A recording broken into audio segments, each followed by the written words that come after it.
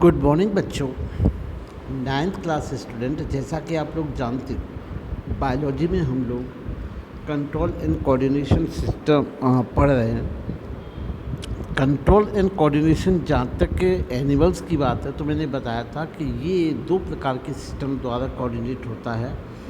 एक होता है आपका नर्वस सिस्टम और दूसरा होता है आपका हार्मोनल या एंडोक्राइन सिस्टम। तो हम लोग सबसे पहले आज नर्व सिस्टम के बारे में स्टडी करते हैं और वो भी ह्यूमन का। तो हम लोग स्टार्ट करते हैं ह्यूमन नर्व सिस्टम। तो human nerve system can be classified in two parts. सबसे पहले CNS, जिसको हम सेंट्रल नर्व सिस्टम कहते हैं, और एक होता है आपका peripheral nerve system CNS and PNS, central nerve system, and secondly is peripheral nerve system या PNS। अगर हम सेंट्रल नर्व सिस्टम की बात करें तो central nerve system is consist of two part, number 1 brain and number 2 is spinal cord. तो जो brain और स्पाइनल कोड से मिलके बनता है आपका सेंट्रल नर्व सिस्टम, या फिर जिसको हम CNS भी कहते हैं, सेंट्रल नर्व सिस्टम भी कहते हैं। अब अगर हम बात करें पेरिफेरल नर्व सिस्टम की, तो पेरिफेरल जो नर्व सिस्टम होता है, peripheral nerve system consist of voluntary nerve system and involuntary या autonomous nerve system. Peripheral nerve system is consist of voluntary nerve system and involuntary या ऑटोनोमस नर्व सिस्टम। अब voluntary nerve system is comprised of two type of nerves, cranial nerves and spinal nerves. And cranial nerve and spinal nerve or spinal nerve is also differentiated in two parts, sympathetic nerve system and parasympathetic nerve system. और जहाँ तक involuntary की बात है तो उसको आगे classify नहीं किया जा सकता, वो अपना नर्व सिस्टम में ही रहता है। तो फिर से हम लोग देखेंगे peripheral nerve system. Peripheral nerve system दो भागों में क्लासिफाई किया जा सकता है, वॉलेंट्री नर्व सिस्टम और इनवॉलेंट्री या ऑटोनोमिक नर्व सिस्टम। और जो वॉलेंट्री नर्व सिस्टम है ये आपका क्रेनिक नर्व्स और स्पाइनल नर्व्स में डिफ्रेंशिएट किया जा सकता है। और जो स्पाइनल नर्व्स होते हैं इनको हम सिंपैथेटिक और पैरासिम्पैथेटिक नर्व सिस्टम में क्लासिफाई कर सकते हैं। तो ये तो रहा बच्चों नर्व सिस्टम का आपका क्लासिफिकेशन। अब हम लोग आगे देखते हैं न्यूरॉन्स। न्यूरॉन जो सेल है आपकी, जो ब्रेन सेल है, ब्रेन सेल को हम न्यूरॉन कहते हैं। तो ये एक टिपिकल न्यूरॉन की जो स्ट्रक्चर है, तो सबसे पहले बच्चों आप स्ट्रक्चर देख लेंगे। ये जो स्ट्रक्चर है आपकी, जो मेन इसकी जो जो पार्ट है, ये आपको जो फिंगर लाइक प्रोजेक्शन दिख रहा है, इसको हम कहते हैं बेटा डेंड्राइट्स। क्या कहते हैं? डेंड्राइट्स। ये आपकी पूरी जितनी भी है ये आपकी सेल बॉडी है। ये आपकी सेल बॉडी के अंदर ये पाया जाता है न्यूक्लियस। तो ये है आपका न्यूक्लियस, और ये यहाँ से ये जो एक फिलामेंट टाइप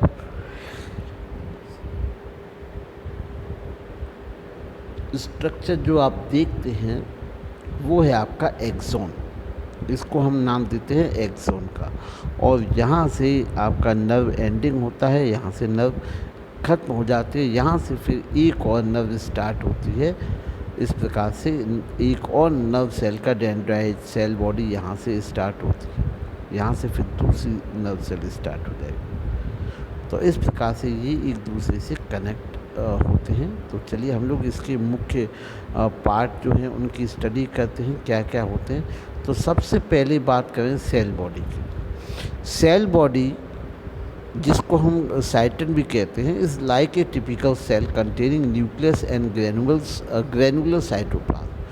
तो जो सेल बॉडी होती है न्यूरॉन की, वो एक आम सेल की तरह से होती है, और जिसके अंदर न्यूक्लियस पाया जाता है और ग्रेनुलर साइटोप्लाज्म पाया जाता है, दानेदार साइटोप्लाज्म पाया जाता है। It is round and broad part of neurons. ये अपने आप में कह सकते हैं कि सबसे गोल तथा सबसे बड़ा हिस्सा होता है किसी भी न्यूरॉन्स का। It contain various cell organelles, nucleus and cytoplasm. इसके अंदर बहुत सारे सेल्स, ऑर्गेनल्स, न्यूक्लियस, साइटोप्लाज्म आदि पाए जाते हैं।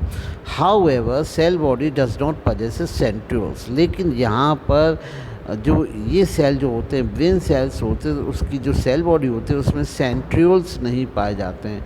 As a result of which cell division can not occur in it, जिसके कारण यहाँ पर जो सेल डिवीज़न होता है वो नहीं पाया जाता है। The cytoplasm of the cyton is termed as neuroplasm. जो साइटोप्लाज्म होता है, साइटोप्लाज्म को हम न्यूरोप्लाज्म भी कहते हैं। जो सेल बॉडी का जो ब्रेन सेल है, ब्रेन सेल के अंदर जो साइटोप्लाज्म पाया जाता है उसको हम न्यूरोप्लाज्म भी कहते हैं। The main function of the cell body involves maintenance of the neurons by performing required metabolic activities. Number 2 हम लोग स्टार्ट करते हैं डेंड्राइट्स। तो डेंड्राइट्स क्या होते हैं?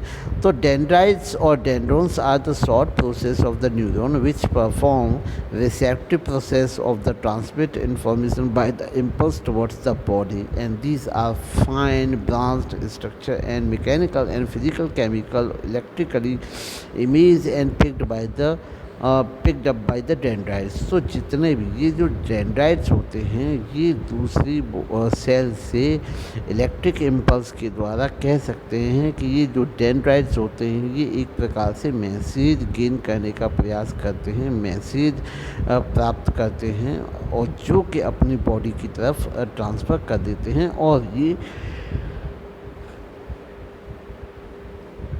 मैकेनिकल, फिजिकल, केमिकल, किसी भी प्रकार के जो मैसेज होते हैं वो शरीर के द्वारा जो प्रेषित किए जाते हैं उनको रिसीव करने का काम करते हैं डेंड्राइट।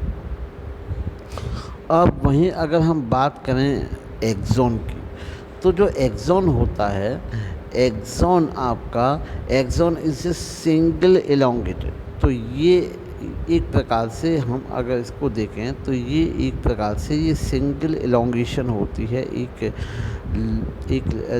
लेंथी, एक कह सकते हैं स्ट्रक्चर होती है। तो which conduct impulse away from the cell body, जो कि जो इम्पल्स होती है, जो सूचनाएं होती हैं वो उसको सेल बॉडी से दूर लेके जाने का काम करता है। It is a cytoplasmic terminally branched structure and the axon terminal called telodendria and terminal absorption end of the muscle fibre. और ये आपका जो मसल फाइबर जो होते हैं ये नर्व्स पर आकर एंड हो जाता है, नर्व्स एंडिंग हो जाती है। अब हम लोग आगे देखते हैं बच्चों, if we see the both axon and dendrites arise in the body. अगर हम किसी भी सेल बॉडी में डेंड्राइट्स और सेल बॉडी को देखते हैं तो axon divided into terminal branches. तो ये जो इसके जो सिरे होते हैं एक प्रकार से ब्रांचेस में डिवाइडेड होते हैं, और इसको हम लोग जो हैं नर्व एंडिंग कहते हैं। Which release the synaptic transmitter resulting it setting off the electrical impulse. तो इस प्रकार से ये एक प्रकार से सिनेप्टिक ट्रांसमीटर और इलेक्ट्रिक इम्पल्स को ट्रांसमिट करने का काम करता है। As a matter of fact human nerve system has approx 10 to the power 12 neurons. तो अगर हम लोग मनुष्य की बात करें तो मनुष्य के अंदर 10 to the power 12 न्यूरॉन्स पाई जाती हैं। मानव शरीर में 10 to the power 12 न्यूरॉन्स पाई जाती हैं। The axon is covered by the sheath of axon term the nerve fibre. जो एक्सॉन जो होता है वो एक कवरिंग शीथ होते हैं जो कि आपके नर्व फाइबर को कवर करता है। And the single sheath over the axon is made up of Schwann cell, it is called neurolemma. और जो एक सिंगल शीथ जो एक्सॉन के ऊपर पाए जाते हैं, जो कि बच्चे आप देख सकते हैं, ये एक प्रकार की जो एक आवरण है, एक प्रकार की जो शीट है जो इसके ऊपर जो पाई जाती है, इसको हम लोग कह लेते हैं, इसको जो श्वान सेल की बनी होती है और इसको न्यूरोलेमा कहते हैं। A larger insulating fat myelin is present between the neurulema and axon, और न्यूरोलेमा और एक्सॉन के बीच में एक इंसुलेटेड फैट जिसको हम माइलिन कहते हैं पाया जाता है। Such nerve fibre are called myelinated nerve fibre. तो इस प्रकार से क्योंकि यहाँ पर एक इंसुलेटेड फैट पाया जाता है माइलिन, इसी कारण इसको हम माइलिनेटेड नर्व फाइबर कहते हैं। Unmyelinated area are present in the regular interval, और थोड़े थोड़े अंतराल पर अनमाइलिनेटेड नर्व एरिया भी पाया जाता है, जैसे हम लोग यहाँ पे एक सेकंड में दिखाता हूँ। तो ये आपका देख सकते हैं, और मैं बताऊँ तो ये तो आपका जो है माइलिनेटेड है, यहाँ पे तो माइलिन की एक प्रकार से शीट बनी है, और ये जो एरिया जो आप गैप में देख रहे हो ये अनमाइलिनेटेड है। यहाँ पर माइलिन की कमी है या माइलिन नहीं पाया जाता। तो ऐसे निरंतर, अगर हम कहेंगे निरंतर इंटरवल पर, यहाँ पर कंटिन्यूस इंटरवल पर इस प्रकार की अनमाइलिनेटेड, ये हो गया, फिर इसके बाद ये हो गया, और आपका तो इस प्रकार से यहाँ पर अनमाइलिन शीट की एक्सॉन भी पाई जाती है। और वैसे ज़्यादातर आप देख सकते हैं यहाँ पे इंसुलेटेड एक फैट पाई जाती है जो माइलिन शीट होती है, उसके द्वारा ये एक्सॉन जो होता है कवर होता है। दीज आर कॉल्ड नोड्स और रेनवियर।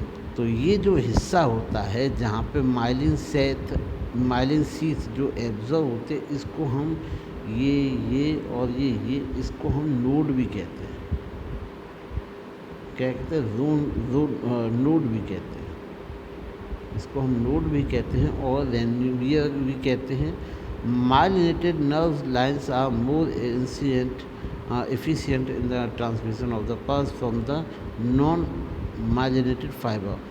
जो माइलिनेटेड फाइबर होते हैं वो ज़्यादा जो इलेक्ट्रिकल जो मैसेज होते हैं उनको, जो इम्पल्स होते हैं उसको ट्रांसमिट करता है नॉन माइलिनेटेड से ज़्यादा। तो इस प्रकार से बच्चों आज हमने न्यूरॉन्स और न्यूरॉन्स से संबंधित जितने स्ट्रक्चर हैं उनकी क्लासिफिकेशन की स्टडी की।